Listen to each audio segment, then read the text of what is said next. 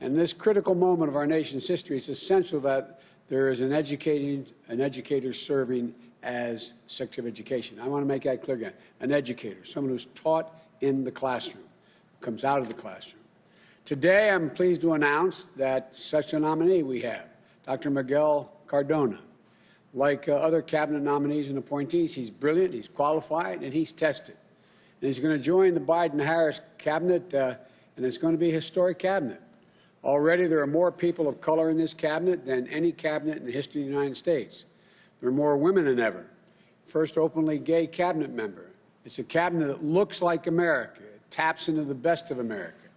That opens doors and includes the full range of talents we have in this nation. And like the rest of the team, Dr. Cardona is ready on day one.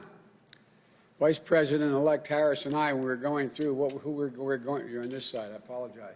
We're going through this, and we were doing it on Zoom, who we're going to pick, and we're getting all this advice, and we looked at each other in the room and said, no, it's Cardona. It's real easy. So Vice President-elect knew we needed an education secretary who truly understands what has been like for educators, administrators, families, caregivers, and students this past year. They worry. They're under stress. They stretch local budgets that have left educators out of work. There's mixed signals from the White House that have left more confusion than calm. And they left so many parents and schools feeling like they're on their own. But we also need someone who knows what it's like, what it takes to get through this crisis. Reopening schools safely will be a national priority for the Biden-Harris administration. Early next year, I will put forward before the Congress our plan as to what comes next. But I assure you it includes funding to keep educators on the job just like we did during the Recovery Act. And it saved 400,000 education jobs and the future of millions of children. It also includes asking Congress to provide funding needed so we can achieve the ambitious but doable goal of safely opening a majority of our schools by the end of our first 100 days. We can do this if states and cities put strong public health measures in place that we can all follow. For example, in our first 100 days, I'll be asking all Americans to mask up for 100 days. We'll require masks in federal buildings, interstate travel, and the like, and on trains, where I have the authority to insist that happen. We've also been talking to governors and mayors and county executives of both parties to try to do the same in their cities and their states. We can do it if we get schools, districts, communities, and states the clear guidance and the resources they need for so many things that aren't in their already tight budgets. They need funding for testing to help people reopen schools, more funding for transportation so students can maintain social distancing on school buses. There's a need for school buildings for additional cleaning services, protective equipment, ventilation systems. But to lead the national effort requires an education secretary, with the skills to partner with educators across the country, in states, localities, and tribal nations, and all across students and families as well. It also requires someone who understands the need to prevent the pandemic from further exacerbating the inequities in our education system that represents a compounding problem we're having. They hold back children. They hold back educators. They hold back our country from fulfilling its potential. Take remote learning. How can it be in America that parents must drive to a parking lot of a coffee shop or a library for Wi-Fi that they can't afford at home so their children can sit in the car, participate in class, and do their homework over the net? This gap of broadband technology and the opportunity could some kids cost them a full year or more of learning. That's unacceptable in the United States of America. We need to act now, but it's only just a start. We need some of the experience to help us build back better with the Biden-Harris education plan. We need to make sure that every child in this nation has access to a good education regardless of their zip code. I know you're probably tired of me saying that, but it's critically important. I've been saying it for over a year. Regardless of any disability. That's why my plan triples funding for Title I schools, which serve the highest number of children from low-income families. We need to make sure every child will have access to high-quality universal pre-K. I'm not talking about daycare. I'm talking about universal pre-K. That is starting at age 3, 4. We need to finally pay teachers what they deserve. The work they do is of extreme national importance, and their salary should reflect that. But they can't do it alone. So we're going to make an unprecedented investment to double the number of school psychologists, counselors, nurses, and social workers in our schools. When trained professionals are helping care for students' mental health and behavioral needs, along with concerns around things like housing and food, it frees up educators to focus on teaching and the other critical work that teachers do in the classroom. We'll make sure students with disabilities have the support to succeed by fully funding the Individuals with Disabilities Education Act. We're going to upgrade school infrastructures to make sure classrooms are safe, build schools that are hubs of innovation and cutting-edge learning. We know that in the 21st century, 12 years of schooling is not enough, and that young people are getting crushed by the burden of student debt. Under the legislation we're going to be proposing, we're going to have a number of policies to provide affordable higher education to alleviate that financial burden. This includes anyone being able to get into community college to be able to go there for free. Public colleges and universities will be tuition-free for families earning less than $125,000. We're going to cut student loan payments in half by using those income-based payments. You know, if you're making $25,000 or less per year, you won't owe a dime of payment or interest while you're only at that level. If you make more than that, you only pay a small percentage of your income in order to be able to pay off your debt. Our legislative plan also means that if you choose to go into public service, whether you're a teacher, a paramedic, counseling victims of domestic violence, or whatever else, it's only right that our country wipe out your student debt altogether over time. It includes forgiving debt for undergraduate public tuition if you're earning less than $125,000 a year. It means immediately forgiving $10,000 in student debt in the midst of this economic crisis. We'll also invest more than $70 billion in historic black colleges and universities and minority-serving institutions to help prepare these graduates, like our Vice President-elect, for good-paying jobs and industries of the future. There's so much we can do. So much, and we can afford to do it. We can build an economy that eases the financial burden of the caregiving crisis. Make sure working families don't pay more than 7% of their income on child care for their young children. And like we did during the Obama-Biden administration, we can combat campus sexual assault under Title IX, something the Trump administration and the current Secretary of Education have only undermined. The bottom line is we can achieve all these critical things, but we need someone who gets that education isn't just what we do as a nation. It's who we are. It's who we are. It's the reason why we were one of the first nations in the world to have universal education.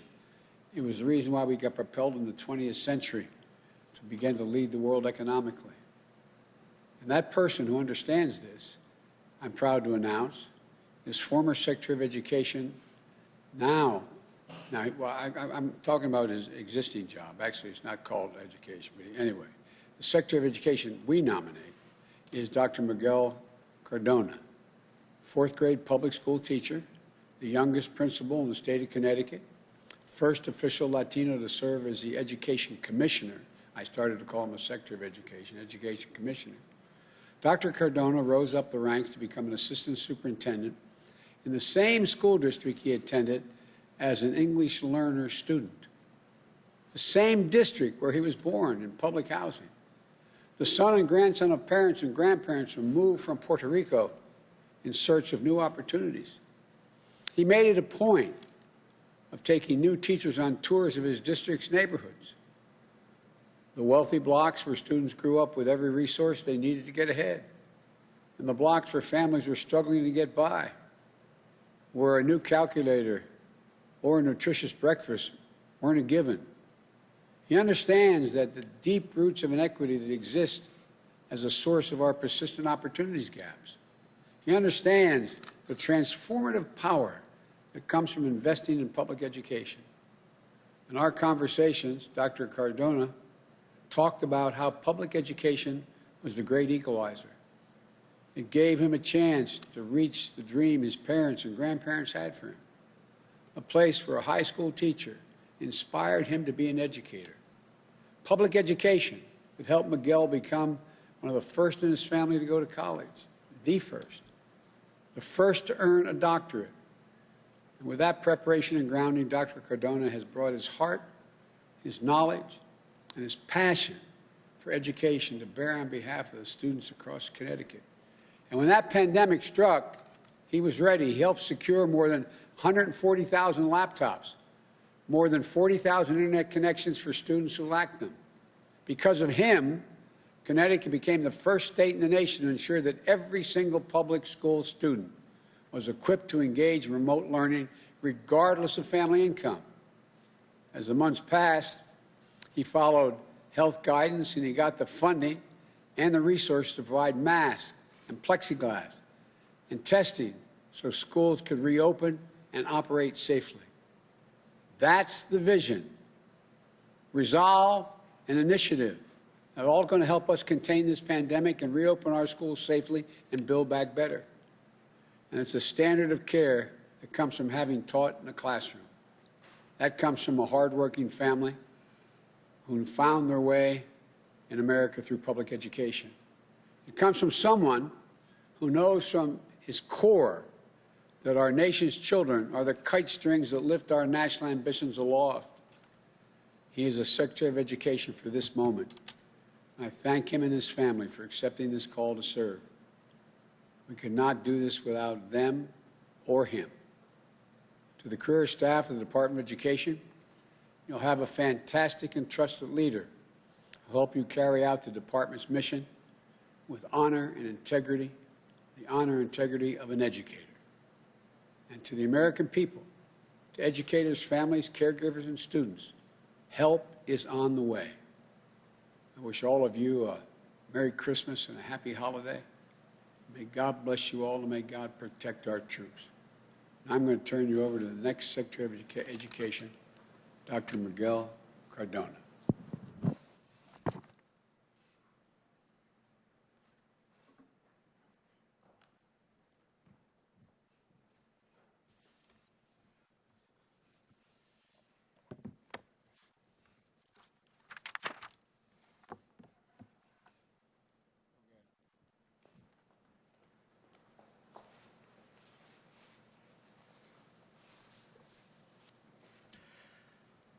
Mr. President-elect, Madam Vice President-elect, thank you for this opportunity to serve. I know how challenging this year has been for students, for educators, and for parents. I've lived those challenges alongside millions of American families, not only in my role as State Education Commissioner, but as a public school parent and as a former public school classroom teacher. For so many of our schools and far too many of our students, this unprecedented year has piled on crisis after crisis. It's taken some of our most painful, long-standing disparities and wrenched them open even wider. It's taxed our teachers, our leaders, our school professionals and staff, who already pour so much of themselves into their work. It's taxed families struggling to adapt to new routines as they balance the stress, pain, and loss that this year has given. It has taxed young adults trying to chase their dreams to advance their education beyond high school and carve out their place in the economy of tomorrow. And it has stolen time from our children, who've lost something sacred and irreplaceable this year, despite the heroic efforts of so many of our nation's educators. Though we are beginning to see some light at the end of the tunnel, we also know that this crisis is ongoing, that we will carry its impacts for years to come, and that the problems and inequities that have plagued our educational system since long before COVID will still be with us even after the virus is gone. So it's our responsibility, it's our privilege to take this moment and to do the most American thing imaginable, to forge opportunity out of crisis, to draw on our resolve, our ingenuity, and our tireless optimism as a people, and build something better than we've ever had before. That's the choice Americans make every day. It's a choice that defines us as Americans. It's the choice my grandparents made. Avelino and Maria de la Paz Cardona and Hermana Muñiz Rosa, when they made their way from Aguada, Puerto Rico, for new opportunities in Connecticut. I'm proud to say I was born at the Yale Acres housing projects. That's where my parents, Hector and Sarah Cardona, instilled early on the importance of hard work, service to community, and education. I was blessed to attend the public schools in my hometown of Meriden, Connecticut, where I was able to expand my horizons and become the first in my family to graduate college and become a teacher, a principal, an assistant superintendent in the same community that gave me so much. That is the power of America. And I, being bilingual and bicultural, am as American as apple pie and rice and beans. For me, education was the great equalizer. But for too many students, your zip code and your skin color remain the best predictor of the opportunities you'll have in your lifetime. We've allowed what the educational scholar Pedro Noguera calls the normalization of failure to hold back too many of America's children. For far too long, we've allowed students to graduate from high school without any idea of how to meaningfully engage in the workforce, while good-paying, high-skilled, technical, and trade jobs go unfilled. For far too long, we've spent money on interventions and Band-Aids to address disparities, instead of laying a wide, strong foundation of quality, universal early childhood education and quality social and emotional supports for all of our learners. For far too long, we've let college become inaccessible to too many Americans for reasons that have nothing to do with their aptitude or aspirations, and everything to do with cost burdens, and unfortunately, an internalized culture of low expectations for some. For far too long, we've worked in silos, failing to share our breakthroughs and our successes in education. We need schools to be places of innovation, knowing that this country was built on innovation. And for far too long, the teaching profession has been kicked around and not given the respect it deserves. It shouldn't take a pandemic for us to realize how important teachers are for this country. There are no shortages of challenges ahead, no shortage of problems for us to solve. But by the same token, there are countless opportunities for us to seize. We must embrace the opportunity to reimagine education and build it back better. We must evolve it to meet the needs of our students. There's a saying in Spanish that we say, en la unión está la fuerza. We gain strength from joining together. In that spirit, I look forward to sitting at the table with educators, parents, caregivers, students, advocates, state, local, and tribal leaders. There's no higher duty for a nation than to build better paths, better futures for the next generation to explore. For too many students, public education in America has been a flor pálida, a wilted rose, neglected, in need of care. We must be the master gardeners who cultivate it, who work every day to preserve its beauty and its purpose. I'm grateful for the chance to take on this responsibility. And I'm grateful to my own children. Miguel Jr., or as we call him, Angelito, to my daughter, Celine, and to my wife and best friend, Marissa, herself a middle school, family school liaison. And I'm grateful for the trust you've placed in me, Mr. President-elect and Madam Vice President-elect. I look forward to getting to work on behalf of America's children in the families, in the communities, and the nation they will grow up to inherit and lead. Thank you.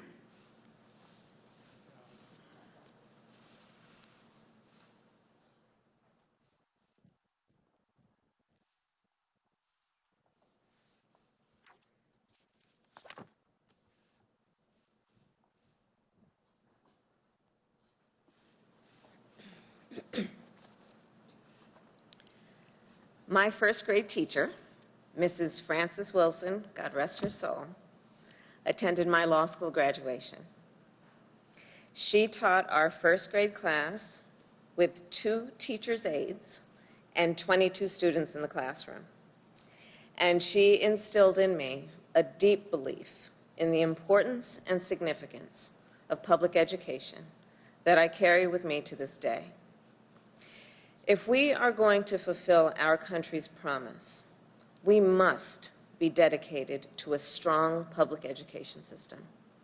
We must value it, we must strengthen it, and we must invest in it. Because one of the most important gifts a society can give its young people is the gift of a world-class education. We also know that right now, our education system, as we have discussed, from early learning centers to colleges and universities, is reeling from this pandemic. Parents and educators are being stretched to their limits. And so are the cafeteria workers and the bus drivers and custodians and nurses who normally keep our schools running. Students at colleges and technical colleges now worry about losing credits, losing financial aid, and losing income from working on campus. And all this disruption is taking a heavy toll on the mental health and well-being of our students of all ages who are at risk of falling behind. At the same time, this pandemic threatens to widen disparities between students of different races and backgrounds, making it harder for those who already were behind to keep up. So first things first, we need to get this virus under control and reopen our schools safely, as the President-elect always says. And that is why the President-elect and I are supporting funding for our education system in this recently passed COVID-19 relief legislation. And we will continue to fight for additional emergency relief for our educators and our schools. And even as we do, we must also build a public education system that lifts up all Americans, regardless of race, background, or zip code. An education system that prepares them with the knowledge and the skills to thrive in a 21st century economy. We must make sure our children are getting the foundation that's so important for lifelong success. We must end the current status quo where school districts with the greatest needs get the fewest resources. And we must remove barriers to opportunity for poor and rural communities and communities of color. The leader that we have announced today will help us do that and unlock the power of an education for all Americans. Dr. Miguel Cardona is not only a seasoned public servant, he is also a former public school teacher and administrator with the experience in the classroom. And he knows what our students, teachers, and schools need to be successful. He has dedicated his career to fighting for our children and dedicated his career to investing in their capacity. And he has a deep belief in the power of a world-class education to help every child everywhere overcome barriers of race, gender, or income to reach their God-given potential. Dr. Cardona represents the very best of our nation, and he is the kind of leader America's students, educators, and families deserve. I've always believed that government has 3 principal functions: public health, public safety, and public education. Over the course of the past few weeks, we have announced remarkable leaders who will help contain this pandemic and keep the American people safe and secure. Under Dr. Cardona's leadership, we will work together to put together an outstanding education system that will be within reach for everyone, breaking down barriers to equality, opening new paths to opportunity, and helping to fulfill America's promise to all of our children. Thank you, Mr. President-elect.